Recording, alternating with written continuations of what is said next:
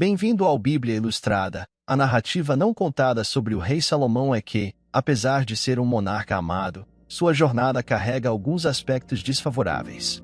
A Bíblia, como uma obra abrangente e imparcial, não busca ocultar as imperfeições de nossos heróis da fé.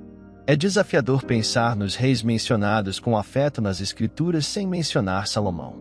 Ele sempre será lembrado como um líder que nutriu um profundo amor por Deus, oferecendo 1000 holocaustos, buscando sabedoria e destacando-se por um entendimento excepcional que resultou em paz e na resolução de conflitos, conforme registrado em 1 Reis 3:14. Quem foi Salomão e por que ele caiu? O homem que teve 1000 esposas e concubinas. Salomão expressou seu amor pelo Senhor seguindo os conselhos de seu pai Davi.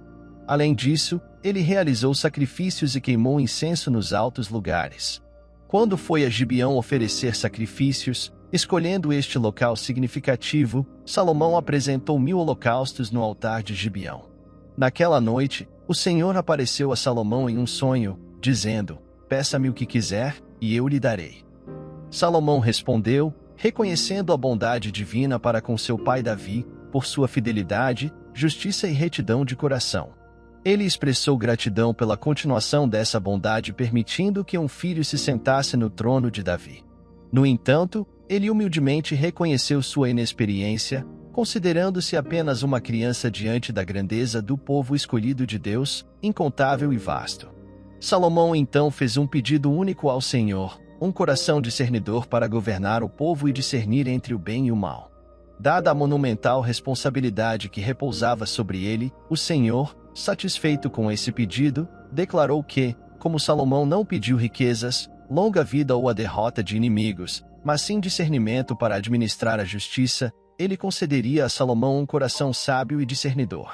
Além disso, bênçãos inesperadas de riqueza e honra foram adicionadas, enfatizando que Salomão seria incomparável entre os reis, desde que permanecesse obediente, observando os decretos e mandamentos como seu pai Davi havia feito.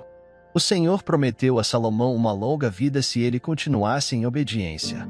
Salomão ganhou renome por sua erudição e as soluções que ofereceu.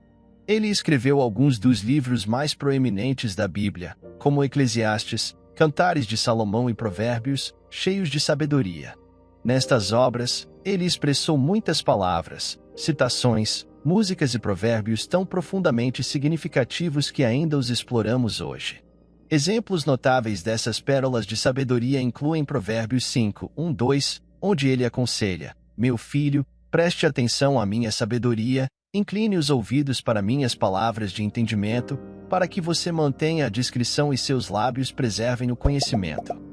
Outro exemplo está em Provérbios 9:10, onde ele proclama: "O temor do Senhor é o princípio da sabedoria, e o conhecimento do santo é entendimento." Em Eclesiastes 3:1, Salomão reflete sobre o tempo, destacando que há um tempo para tudo e uma estação para cada atividade debaixo dos céus. Ele reconhece que Deus fez tudo apropriado em seu tempo, e a eternidade está no coração do homem, incapaz de compreender totalmente as obras divinas do começo ao fim. Salomão era um homem sábio, difícil de ignorar e fácil de amar. Por essa razão, muitas pessoas, tanto perto quanto longe, buscavam sua sabedoria, riqueza ou conselhos. Isso é evidente no relato de 1 Reis 10:18, quando a rainha de Sabá, ao ouvir sobre a fama de Salomão, viajou para Jerusalém para testar pessoalmente as histórias que circulavam sobre sua sabedoria e seu relacionamento com o Senhor. Ao chegar em Jerusalém com uma grande caravana de camelôs carregados de especiarias, grandes quantidades de ouro e pedras preciosas, a rainha de Sabá encontrou Salomão. Durante sua conversa, ela compartilhou todos os pensamentos que a intrigavam, e Salomão respondeu a todas as suas perguntas. Nada era demasiado difícil para o rei explicar. Testemunhando toda a sabedoria de Salomão, a magnificência do palácio que ele construíra, a opulência de sua mesa, o refinamento de seus oficiais, os servos atenciosos em suas vestimentas, os copeiros e os holocaustos oferecidos no templo do Senhor, a rainha de Sabá ficou profundamente impressionada. Ela expressou sua admiração, compartilhando com o rei as notícias que ouvirá em seu próprio país sobre suas realizações e sabedoria, confirmando que eram verdadeiras. No entanto, ela admitiu que não acreditara totalmente até vir e ver com seus próprios olhos. Na verdade, nem mesmo metade do que lhe haviam dito sobre a sabedoria e a riqueza de Salomão era suficiente para descrever a grandeza que ela testemunhara.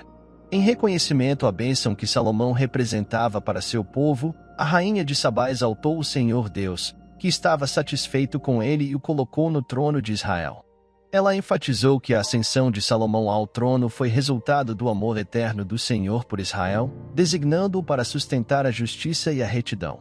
Como gesto de apreciação, ela presenteou o rei com 120 talentos de ouro, grandes quantidades de especiarias e pedras preciosas.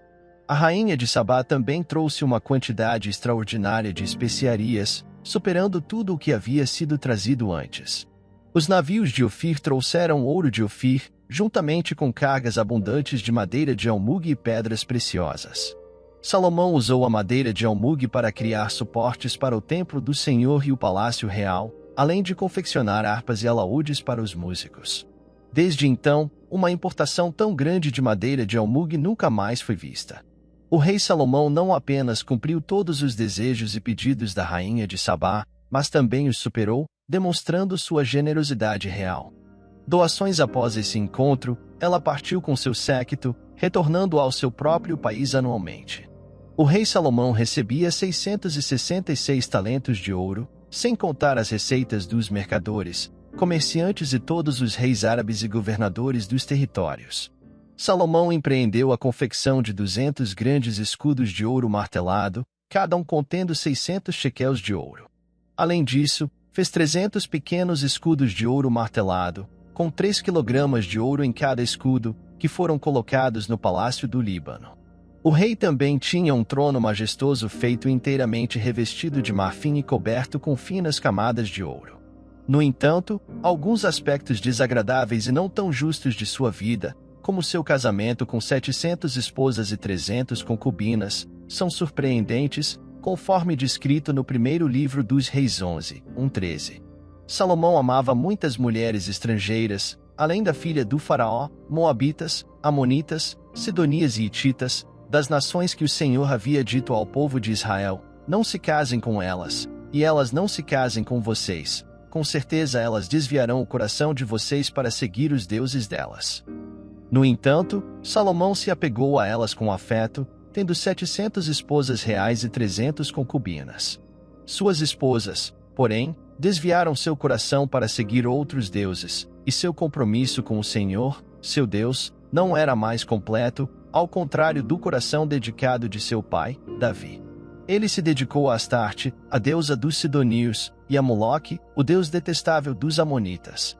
Assim, Salomão fez o mal aos olhos do Senhor e não foi totalmente fiel, ao contrário de Davi, seu pai.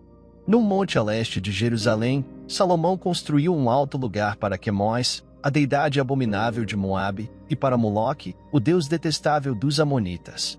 Ele também seguiu os costumes dos Amonitas, acompanhando suas esposas estrangeiras, que queimavam incenso e ofereciam sacrifícios a seus deuses. O Senhor ficou irado com Salomão porque seu coração se desviou do Senhor, o Deus de Israel, que lhe havia aparecido 2 vezes. Embora o Senhor tivesse proibido Salomão de seguir outros deuses, ele não obedeceu ao comando divino. O Senhor então disse a Salomão que, devido à sua atitude e desobediência à aliança e aos mandamentos, certamente tiraria o reino de suas mãos e o daria a um de seus servos. No entanto, por causa de Davi, seu pai, ele não o faria durante a vida de Salomão. No reinado de seu filho, uma tribo seria tirada, mas o reino não seria completamente removido, pois uma tribo seria preservada, considerando Davi, o servo do Senhor, e a cidade escolhida, Jerusalém.